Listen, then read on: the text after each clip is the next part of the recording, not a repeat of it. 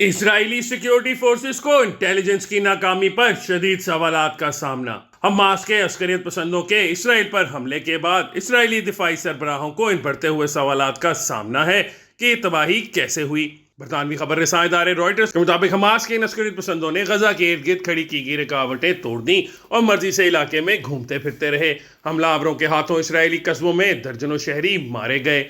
1973 کی عرب اسرائیل جنگ کے 50 سال مکمل ہونے کے ایک دن بعد ہونے والے اچانک حملے پر اسرائیلی فوج ایک بار پھر حیران رہ گئی۔ عرب اسرائیل جنگ کے آغاز پر شامی اور مصری ٹینکوں کی قطاروں نے اسرائیل کو حیرت میں مبتلا کر دیا تھا۔ اسرائیل کی قومی سلامتی کونسل کے سابق سربراہ ریٹائرڈ جنرل جیورا ایلانڈا نے صحافیوں کے ساتھ بات چیت میں کہا کہ یہ حملہ اس وقت کے واقعات سے کافی مماثلت رکھتا ہے۔ جیسا کہ ہم دیکھ سکتے ہیں کہ اسرائیل بہت منظم حملے پر مکمل طور پر حیران رہ گیا ہے۔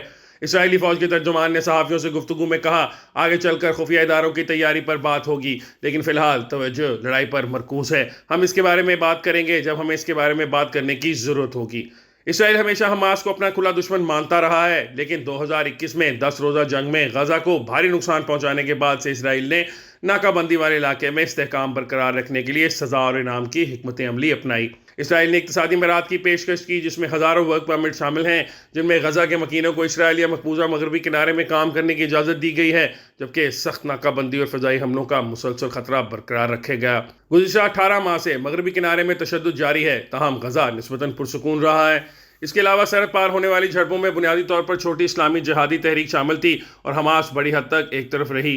اسرائیلی وزیر اعظم بنجمن نیتن یاہو کی دائیں بازو کی حکومت نے ہمیشہ سلامتی پر بہت زور دیا ہے اور حماس سمیت فلسطینی عسکریت پسند دھڑوں کے خلاف سخت موقف اپنایا ہے۔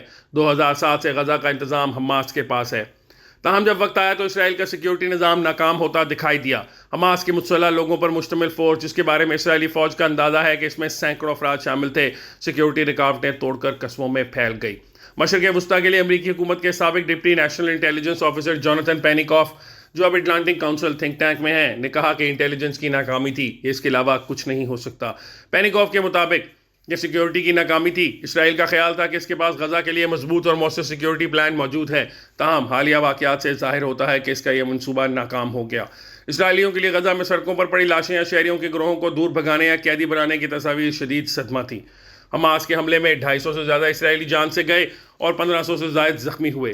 یہ ایک ہی دن میں اسرائیلی متاثرین کی غیر معمولی تعداد ہے۔ فوج کو کافی نقصان اٹھانا پڑا۔ فلسطینی عسکریت پسندوں کا کہنا ہے کہ انہوں نے درجنوں اسرائیلی فوجیوں کو گرفتار کر لیا ہے۔ مسلح افراد نے جنوبی قصبے سدورت میں ایک تھانے سمیت سیکیورٹی چوکیوں پر بھی قبضہ کر لیا اور اسرائیل اور غزہ کے درمیان موجود کراسنگ پار کر لی۔ اس جگہ سیکیورٹی بہت سخت ہے، جہاں لوگوں کو بہت سخت جانچ پڑتال کے بعد آنے جانے دیا جاتا ہے۔ ہفتے کو حماس کے ذرائع ابلاغ نے فوٹیج چلائی، جس میں جنگجوؤں کو خالی دفاتر سے گزرتے ہوئے اور کنکریٹ کی اونچی دیواریں پھلانگتے دکھایا گیا ہے۔ اسرائیل کے قومی سلامتی کے سابق مشیر ایال حلاتا کا کہنا ہے کہ وہ طویل عرصے سے اس کی منصوبہ بندی کر رہے تھے۔ ظاہر ہے کہ یہ ایک بہت مربوط حملہ ہے اور بدقسمتی سے وہ ہمیں حکمت عملی کے لحاظ سے حیران کرنے اور تباہ کن نقصان پہنچانے میں کامیاب رہے۔